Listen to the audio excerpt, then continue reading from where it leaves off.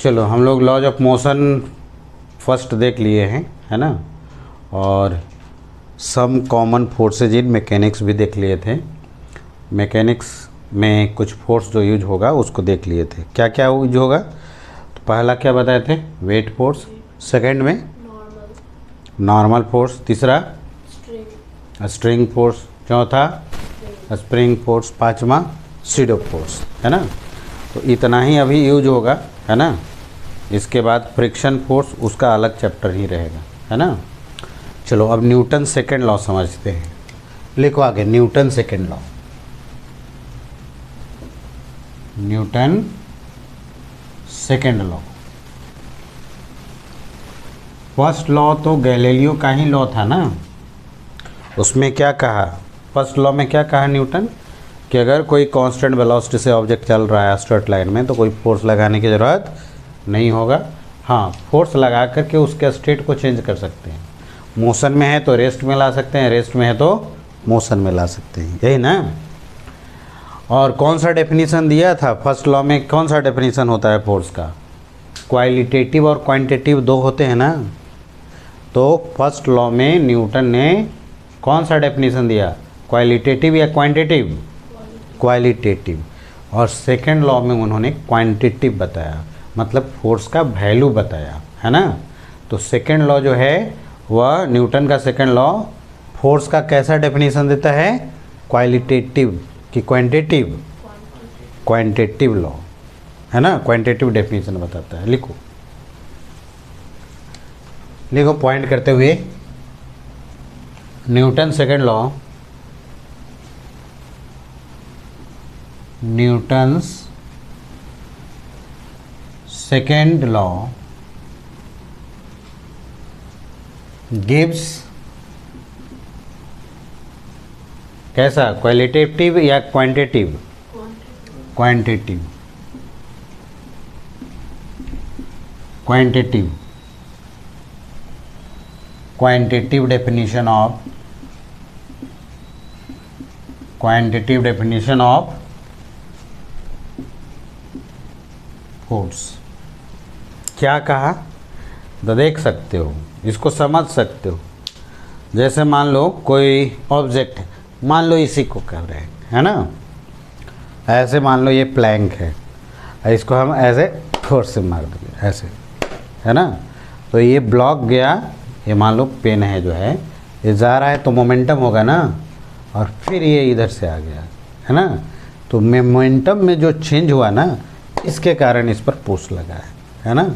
यही बात न्यूटन ने सेकेंड लॉ में कहा कि rate of change of momentum जो होगा वह फोर्स के बराबर होगा। कौन सा फोर्स? एक्सटर्नल फोर्स के बराबर होगा, है ना।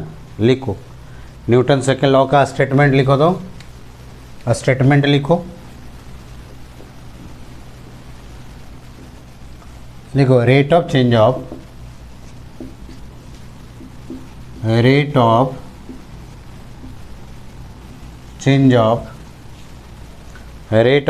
momentum, rate of change of momentum is equal to external force,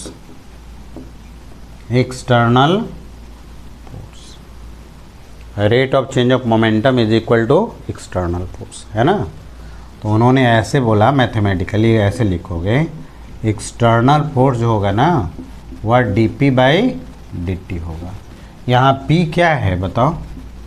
where p जो है वह मोमेंटम है, और मोमेंटम कितने के बराबर लिखते हो जानते हो ना? m into v। ये क्या है? p मोमेंटम है। मोमेंटम हो गया मास इंटू वेलोसिटी। क्लियर है?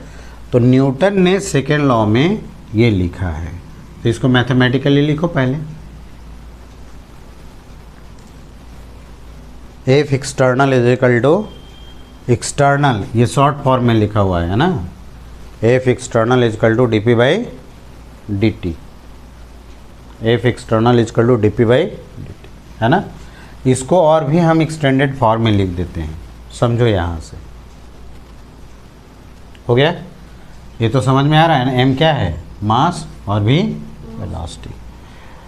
चलो इसका थोड़ा फॉर्म और बदलते हैं, या p का वैल्यू m इंटू भी यहाँ रख दो, तो F एक्सटर्नल जो होगा वह कितने के बराबर होगा, d बाई डी टी होगा ना, और p को क्या लिखेंगे, m इंटू वी, ये लिखा जाएगा ना।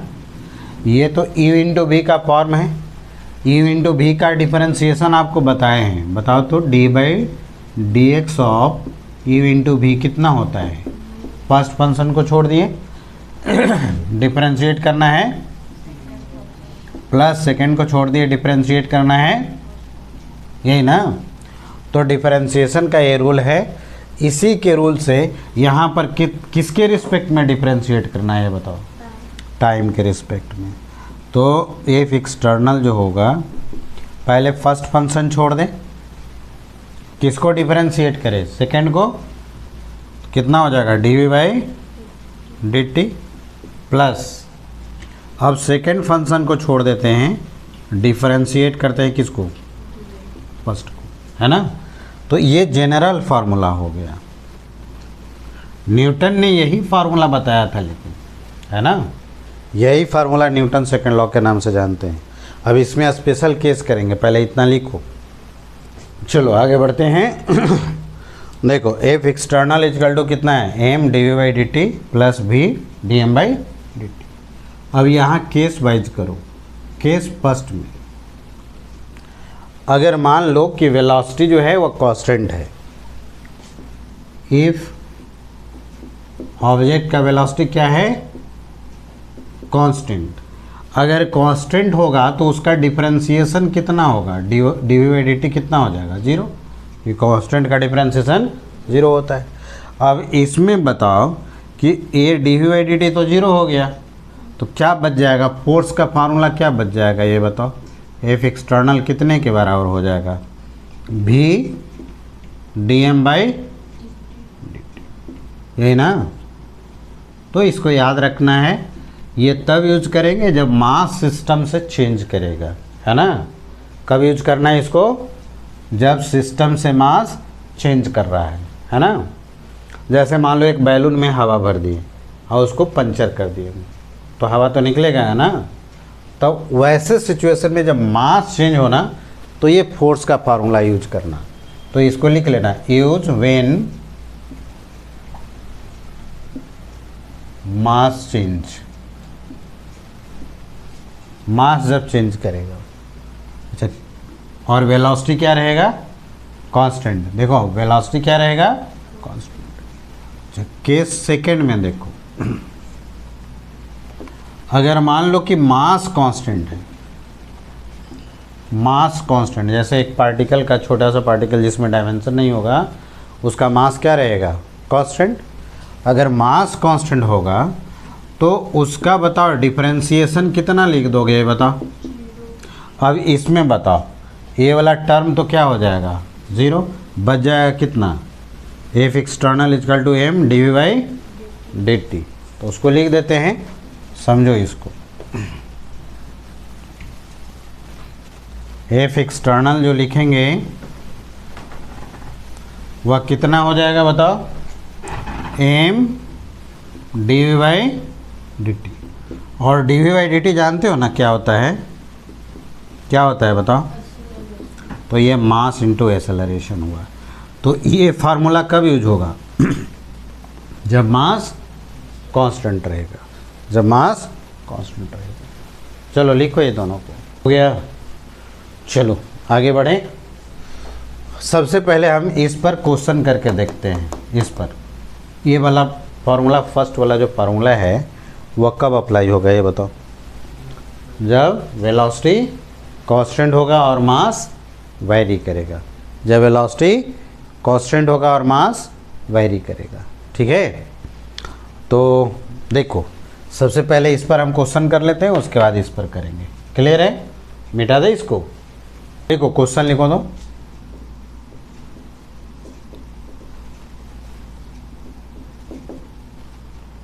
क्वेश्चन लिखो, समझो, पहले क्वेश्चन समझ लो। एक बैलून है ना, बैलून में एयर को भर दिए, टाइट कर दिए एयर। मान लो 4 ग्राम हो गया एयर इसमें भर दिए, है ना, और इसको फिर ऐसे नीडल से पंचर कर दिए, ऐसे मार दिए। तो इधर बैलून से मान लो कि एयर जो बाहर आ रहा है वो कितने से आ रहा है, 4 मीटर पर सेकेंड से आ रहा है। ठीक है, कितने से, 4 मीटर पर सेकेंड से आ रहा है। तो कहता है कि बैलून पर कितना फोर्स लगेगा अगर टोटल एयर 10 सेकेंड में बाहर निकल गया। कितने सेकेंड में, 10, है ना। बैलून कभी फुलाए हो तुम लोग, हाँ, बर्थडे में फुलाए हो ना, तो ऐसे टाइट कर दिए बैलून को, है ना, अब ऐसे छोड़ दिए, तो छोड़ देंगे तो किधर जाएगा बताओ बैलून, उसके अपोजिट में जाएगा। क्यों जाएगा, क्यों जाएगा, जब बैलून को हवा भर दिए, ऐसे पकड़ लिए, ऐसे छोड़ दिए, किधर जाता है, हैं, बैलून है नहीं है, तो एक्सपेरिमेंट करके भी देख सकते हो तुम लोग। पूरा ऐसे बैलून में हवा भर दिए हैं, अब उसको मुंह को पकड़े हुए रहे, अब फिर ऐसे छोड़ दिए, तो हवा तो इधर निकलेगा, है ना। तो बैलून पर फोर्स लगता है, और वो फोर्स का जो फार्मूला होगा वो मास वेरी कर रहा है ना, तो फोर्स का फार्मूला क्या लिखेंगे, V/dm/dt, V/dm/dt। पहले क्वेश्चन लिखो इसमें, in a balloon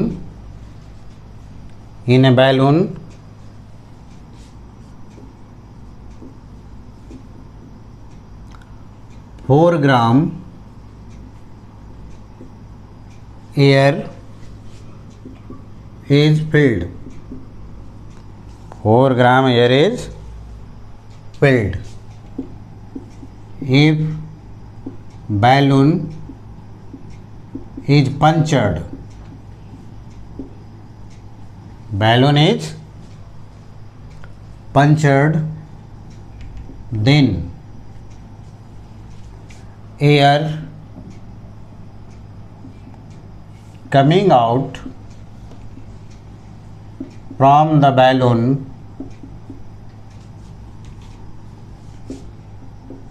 with a speed 4 meter per second. If total air comes out in 10 seconds,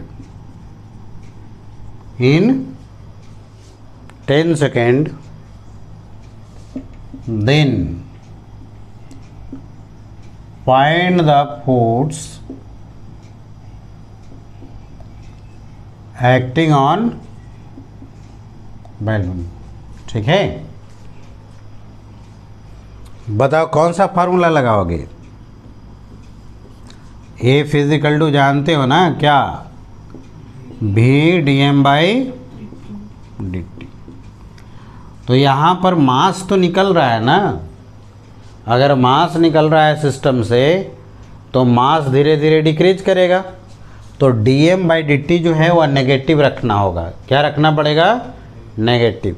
अगर यहाँ नेगेटिव रखते हो सिस्टम से, अगर मास वेलोसिटी बाहर मास निकल रहे हैं, तो dm/dt क्या लिखेंगे, नेगेटिव। तो अगर इसको नेगेटिव लिखते हैं तो V/dm/dt ऐसे होगा ना, इसका मतलब फोर्स का डायरेक्शन जो होगा वो वेलोसिटी के अपोजिट में हो जाएगा। फोर्स का डायरेक्शन वेलोसिटी के अपोजिट में होगा, मतलब वेलोसिटी इस डायरेक्शन में है तो फोर्स किधर लगेगा, इसके अपोजिट में लगेगा। आया समझ में, अरे आया कि नहीं आया, ठीक है। चलो, तो डायरेक्शन तो समझ में आ गया कि जिधर की ओर एयर बाहर निकल रहा है उसके अपोजिट में क्या लगेगा, फोर्स लगेगा। अब मैं इसका मैग्नीट्यूड लिखना है, तो अगर मैग्नीट्यूड लिखना है तो V/dm/dt लिख दोगे। V का वैल्यू कितना है बताओ, और dm/dt कितना मास है इसका, 4 ग्राम kg में बताओ। 4 × 10⁻⁻, कितने सेकंड में बाहर आया है, 10 सेकंड। तो टाइम 10 रखेंगे ना, बोलो।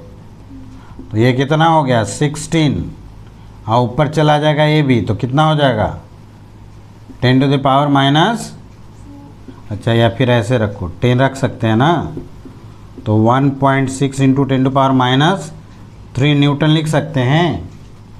या फिर इसको 10⁻³ को क्या पढ़ते हैं, मिली ना, तो फोर्स इतना लगेगा, कितना लगेगा, 1.6 मिली न्यूटन। किस डायरेक्शन में लगेगा, डायरेक्शन बताओ, opposite to direction of velocity. तो लिखना पड़ेगा ना, अपोजिट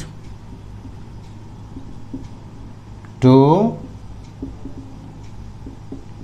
डायरेक्शन ऑफ वेलोसिटी। चलो लिखो, इसको बना जल्दी से।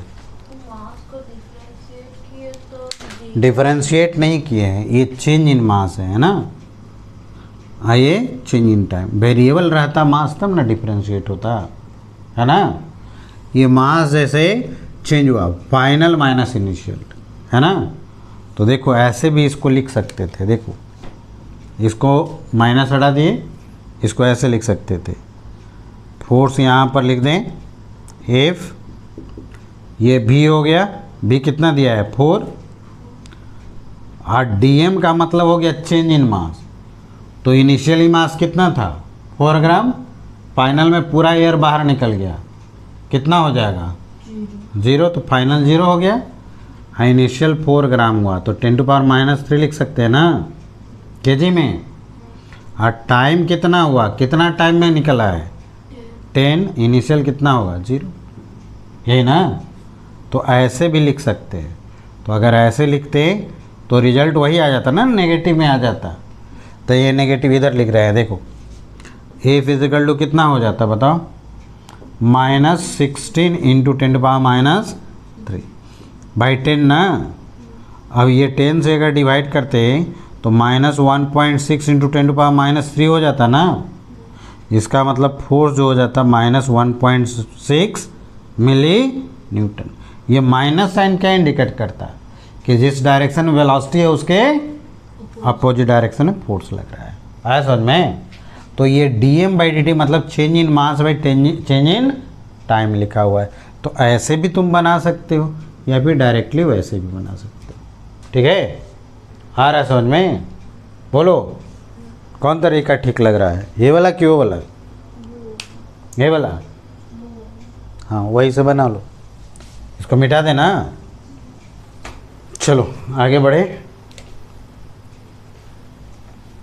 देखो कोई पाइप है ना, और अगर पाइप से पानी निकल रहा है, ऐसे फ्लो हो रहा है,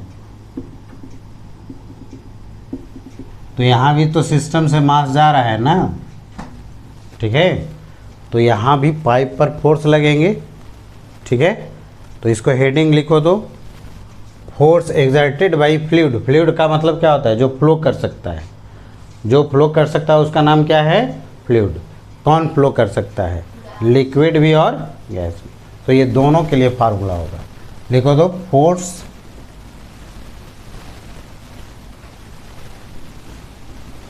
एक्टिंग ऑन पाइप, यही जो लिखवा रहे हैं,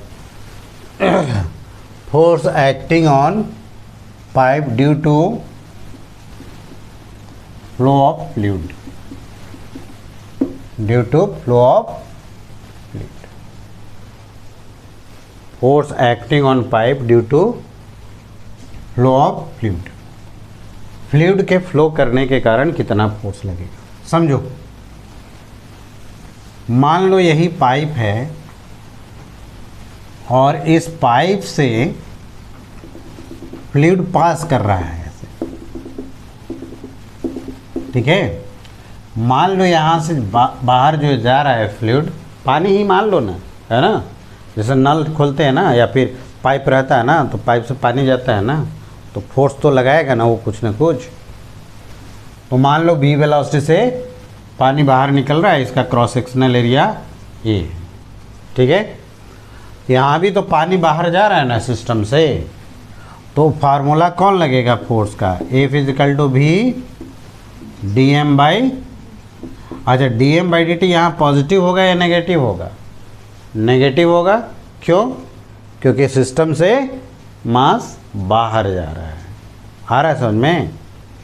हाँ, अभी तो समझाए थे ना नेगेटिव करके। तो बताओ, जब जब लिक्विड बाहर जा रहा है तो dm/dt तो नेगेटिव हो जाएगा। तो फोर्स जो लगेगा वो किधर क्यों लगेगा? वेलोसिटी के अपोजिट में लगेगा, यही ना। तो हम पहले मैग्नीट्यूड लिखने का कोशिश कर रहे हैं। देखो, मैग्नीट्यूड लिख रहे हैं, डायरेक्शन तो हम लोग देख लेंगे फोर्स का। तो ए फिजिकल टू क्या लिखोगे? v dm/dt लिखेंगे ना ऐसे। तो पता करो तो v वेलोसिटी से जा रहा है, t टाइम में कितना डिस्टेंस ट्रेवल कर जाएगा। अच्छा, मास लिखना चाहते हैं, क्या लिखना चाहते हैं? मास। तो मास जानते हो कैसे लिखा जाता है? क्या? Volume into density. और वॉल्यूम क्या होता है? Cross sectional area into length. तो क्रॉस सेक्शनल एरिया पाइप का क्या हो गया? ए, और लेंथ मान लो टी टाइम में चला गया, तो टी टाइम में कितना लेंथ ट्रेवल कर लेगा? v इंटू टी ट्रेवल करेगा ना। तो cross sectional area into length क्या होता है? Volume. Cross sectional area into length क्या होता है? इधर फार्मूला याद रख लेना, volume is equal to area of cross section into length. ठीक है। और लेंथ कैसे हम यहाँ निकाल लिए?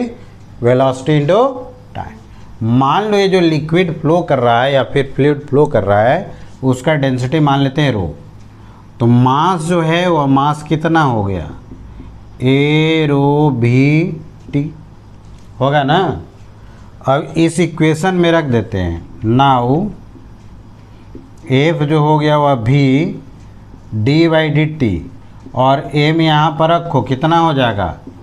ए रो भी टी होगा ना। बोलो, ए रो भी तो कॉमन है, कांस्टेंट है। कांस्टेंट है तो डिफरेंशिएशन से बाहर निकाल लेंगे उसको।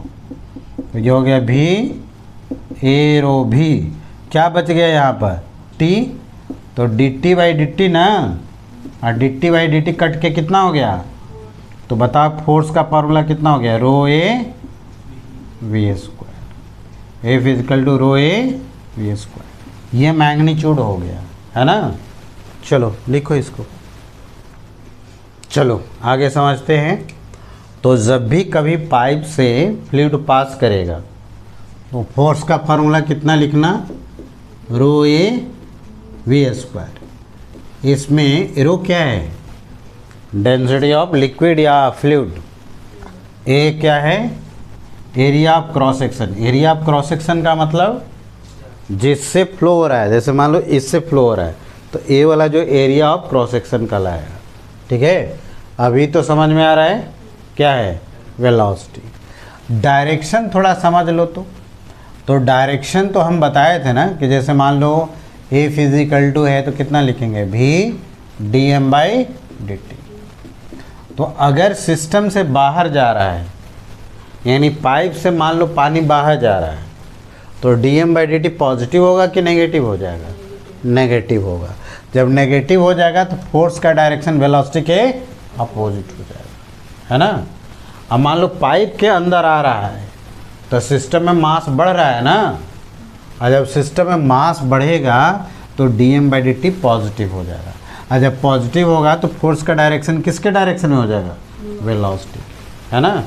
तो लिखो तो डायरेक्शन के बारे में नोट करके लिख लो, इसको याद रखना। If fluid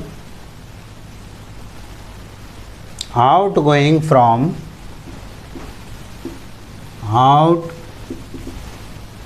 from pipe, then direction of force on the pipe is opposite to velocity, opposite to velocity। और अगर पाइप के अंदर आ रहा होगा तो वेलोसिटी के ही डायरेक्शन में होगा, है ना। तो लिखो if fluid incoming into pipe then direction of force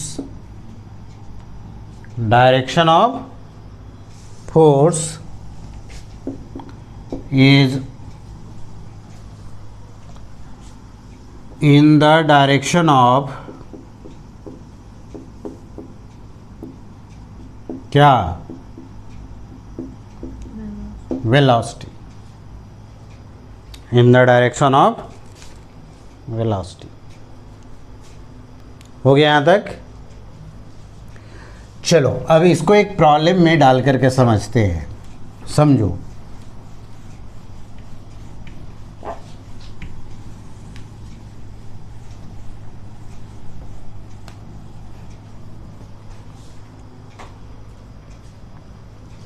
चलो देखो,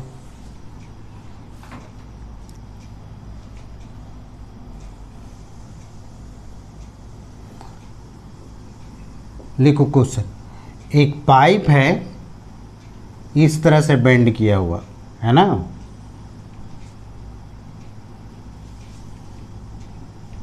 ठीक है, क्रॉस सेक्शनल एरिया ए है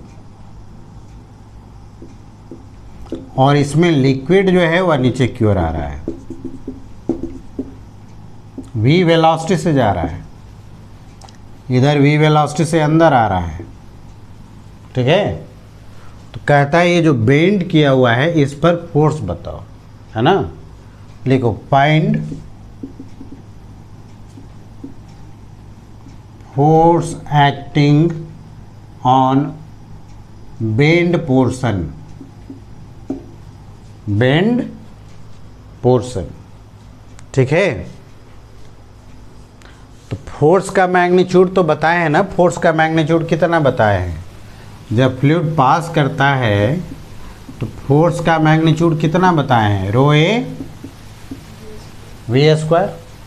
तो अगर ये लिक्विड बाहर जा रहा है तो इसके कारण फोर्स लगेगा ना पाइप पर, तो बाहर जा रहा है इसके कारण किधर फोर्स लगता है, वेलोसिटी के अपोजिट। तो वेलोसिटी तो फॉरवर्ड डायरेक्शन में है, तो फोर्स किधर लगेगा, बैकवर्ड डायरेक्शन में। कितने के बराबर, तो रो ए वी स्क्वायर। इधर से तो लिक्विड आ रहा है, तो इनकमिंग के कारण जो फोर्स का डायरेक्शन होता है वह तो वेलोसिटी के ही डायरेक्शन में होता है। अब ये बताओ, ये दोनों वेक्टर के बीच में एंगल कितना हो गया, 90 डिग्री। तो अगर नेट फोर्स हमें लिखना होगा तो कैसे लिखते हैं, दो वेक्टर का रिजल्टेंट का फॉर्मूला मालूम है ना, क्या, ए स्क्वायर प्लस बी स्क्वायर। तो ये दोनों सेम ही है, प्लस 2ab कॉस कितना 90, कॉस 90 कितना होता है, 0 होता है ना। तो F square plus F square कितना हो गया जी, 2f स्क्वायर। ये कितना हो गया, √2f। तो √2 और f का वैल्यू यहाँ पर मिला हुआ है ना, कितना, रो ए। कोई दिक्कत नहीं ना।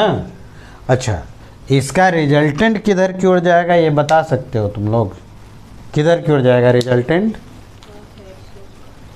हाँ, इसका हेड से इसका टेल ऐसे लगा देंगे, ऐसे जाएगा ना। तो ये दोनों अगर इक्वल मैग्नीट्यूड का है तो सीधा यहाँ से बीचों बीच पास करेगा, मतलब ये 45 और ये भी इधर की ओर नेट फोर्स हो गया।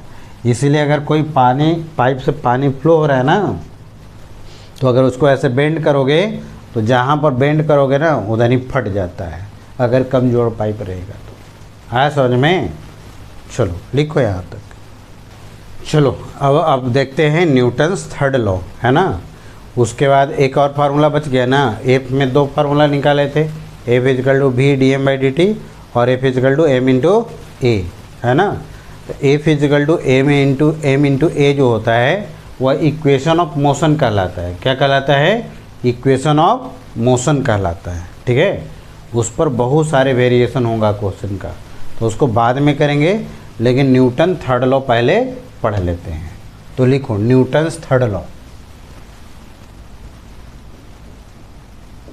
Newton's third law. न्यूटन ने थर्ड लॉ में कहा कि action and reaction equal in magnitude but opposite in direction होगा। लिखो, देखो समझो, अगर किसी ऑब्जेक्ट जैसे बॉल है ना, बॉल किसी दीवार पर ऐसे मारती है ना, तो दीवार पर जा कर के टकराया फिर रिटर्न होगा ना। तो रिटर्न क्यों होता है? क्योंकि बॉल ने फोर्स लगाया किस पर? दीवार पर। जब मारे तो दीवार ने भी फोर्स लगा दिया किस पर? बॉल पर। ठीक है, तो बॉल भी दीवार पर लगाया, वॉल पर फोर्स लगाया, और वॉल भी बॉल पर फोर्स लगाया, है ना। तो हम किसी एक को कहेंगे एक्शन और दूसरा को कहेंगे क्या? रिएक्शन। ठीक है, तो न्यूटन ने कहा था कि एक्शन एंड रिएक्शन जो होता है वह साथ साथ होता है और अलग अलग बॉडी पर होता है, और दोनों का वैल्यू सेम होता है ना। तो इसी बात को लिखो, न्यूटन्स थर्ड लॉ में कुछ पॉइंट्स करते हुए लिखो। Action and reaction, action and reaction equal in magnitude, equal in magnitude but opposite in direction, opposite in direction। किसी, हाँ हो गया यहाँ तक। Action and reaction equal in magnitude but opposite in direction. Clear है? नेक्स्ट पॉइंट में लिखो, action और रिएक्शन किसी ऑब्जेक्ट पर एक ही साथ लगता है। लिखो, action and reaction, action and reaction act simultaneously.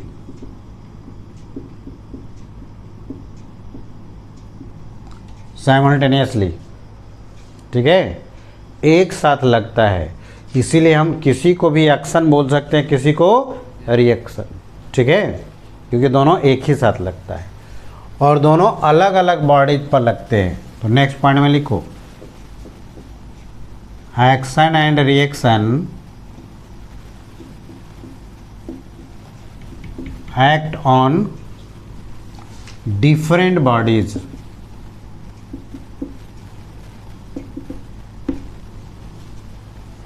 एक ही पर नहीं होगा, इसीलिए जब एक ही पर नहीं होगा तो कभी भी बैलेंस नहीं होगा। तो नेक्स्ट पॉइंट में लिखो, action and reaction, action and reaction never balance to each other. एक दूसरे को बैलेंस नहीं करता है। नेक्स्ट पॉइंट में लिखो, action and reaction, action and reaction have same nature force, have same nature force. Action और रिएक्शन सेम ही nature का होगा, ग्रेविटेशनल तो ग्रेविटेशनल, इलेक्ट्रोमैग्नेटिक तो इलेक्ट्रोमैग्नेटिक। है समझ में? इतनी बात याद रखना है। अब इसको हम डायग्राम से दिखाते हैं, समझो। यहाँ बताना तो एक्शन रिएक्शन पेयर होगा क्या, देखो समझो। यहाँ पर ब्लॉक ऐसे रख दिए, इसका फ्री बॉडी डायग्राम ड्रॉ करो। तो इसका अगर फ्री बॉडी डायग्राम ड्रॉ करेंगे तो इसका वेट फोर्स लगेगा ना, किधर क्यों लगता है वेट फोर्स? Vertically downward. और ये इस पर नॉर्मल फोर्स लगाएगा ना, कैसे लगाएगा? सरफेस पर परपेंडिकुलरली। तो सरफेस पर 90 डिग्री पर ऐसे, ठीक है। अगर ये इक्विलिब्रियम में है तो N is equal to M G लिख सकते हैं ना। अब ये बताओ कि एन और M G action reaction pair है, ये सरफेस इस पर लगा रहा है ऊपर की ओर, है ना। एम जी कौन लगा रहा है, कौन लगा रहा है, अर्थ लगाता है। कौन लगाता है, अर्थ। तो यहाँ एन और एम जी जो है वह एक्शन रिएक्शन पेयर नहीं होगा। क्यों नहीं होगा बताओ? क्योंकि ये दोनों फोर्स एक ही पर लग रहा है, और इसमें देखो लिखा हुआ है क्या, action and reaction act on different bodies, और ये दोनों सेम पर लग रहा है, इसीलिए भी ये एक्शन एंड रिएक्शन पेयर नहीं होगा। आया समझ में ना। और यहाँ देखो एक दूसरे को बैलेंस कर रहा है ना, और यहाँ देखो action and reaction never balance to each other, लेकिन ये बैलेंस कर रहा है, इसलिए एन और एम जी जो है एक्शन रिएक्शन पेयर नहीं होगा। एक बात और समझो, action and reaction have same nature, लेकिन देखो एम जी जो है वह ग्रेविटेशनल फोर्स है, और नॉर्मल फोर्स बताए थे कौन सा फोर्स होता है, इलेक्ट्रोमैग्नेटिक। कैसा होता है, इलेक्ट्रोमैग्नेटिक। तो एक है ग्रेविटेशनल और दूसरा है इलेक्ट्रोमैग्नेटिक, तो सेम नेचर का भी नहीं है, इसीलिए एन और एम जी जो है वह एक्शन रिएक्शन पेयर नहीं होंगे। आया समझ में ना। तो डायग्राम इसको बनाओ ऐसे पहले, उसके बाद लिखवाएंगे।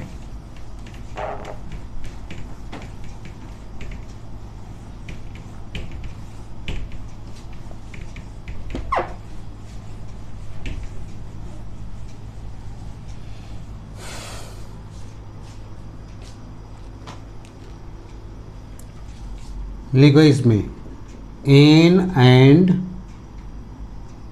M G are not action and reaction pair. Reaction pair 3 reason बताया ना इसका, कि बैलेंस नहीं करता है, डिफरेंट बॉडीज पर लगता है एक्शन रिएक्शन, तो ये नहीं होगा। तो फिर एक्शन एंड रिएक्शन पेयर कौन बनेगा? तो समझो, जैसे यहाँ पर सरफेस पर ये ब्लॉक रखा हुआ था ना, तो जैसे यहाँ पर दिखा रहे हैं डायग्राम, तो ये सरफेस इस पर नॉर्मल लगाया इधर की ओर ना, ये एक्शन हो गया। तो रिएक्शन के रूप में ये ब्लॉक भी इस पर नॉर्मल इधर की ओर लगाएगा। ये दोनों जो होगा वह एक्शन रिएक्शन पेयर बनेंगे, है ना। देखो अलग अलग बॉडीज पर लग रहा है, एक दूसरे को बैलेंस नहीं कर रहा है, ये भी इलेक्ट्रोमैग्नेटिक है, ये भी इलेक्ट्रोमैग्नेटिक है ना। तो ये दोनों जो है वह एक्शन एंड रिएक्शन पेयर बनेगा। ये दोनों जो है एक्शन एंड रिएक्शन पेयर है, हो गया। अब mg वाला का कौन होगा एक्शन रिएक्शन पेयर, तो थोड़ा उसको भी समझो। mg वाला को कौन होगा एक्शन एंड रिएक्शन पेयर। तो mg किसने लगाया है बताओ ब्लॉक पर? अर्थ ने लगाया है। किसने लगाया है? अर्थ ने लगाया है। ऐसे mg, ये हो गया अर्थ। अर्थ किसी ऑब्जेक्ट को अपने सेंटर की तरफ पुल करता है, उसका नाम वेट फोर्स होता है। तो ये ब्लॉक को ये अर्थ पुल किया mg से, तो ये ब्लॉक भी अर्थ को mg से पुल करेगा, और यही दोनों जो होगा वह एक्शन एंड रिएक्शन पेयर बनेगा। यही होगा एक्शन एंड रिएक्शन पेयर बनेगा। ठीक है समझ में? उतारो इसको। हो गया। चलो न्यूटन थर्ड लॉ के बारे में 1-2 पॉइंट नोट करके लिख लो।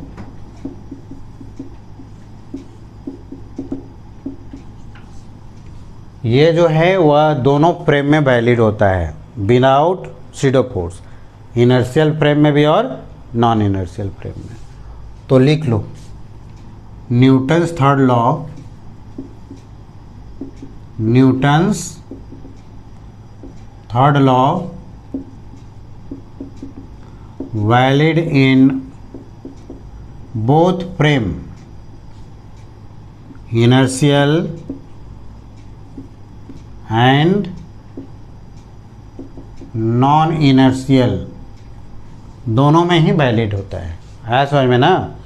इसको लगाने के लिए स्यूडो फोर्स लगाने की ज़रूरत नहीं पड़ता है।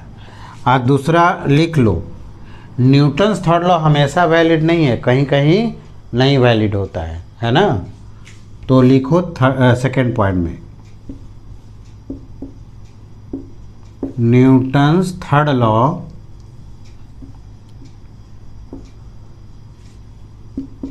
is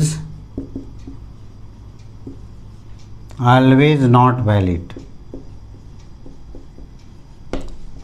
अभी समझाएंगे लेकिन समझ में नहीं आएगा तुमको कि कहाँ पर वैलिड नहीं होता है। अभी केवल इतना ही याद रखो कि न्यूटन्स थर्ड लॉ सभी जगह वैलिड नहीं होता है।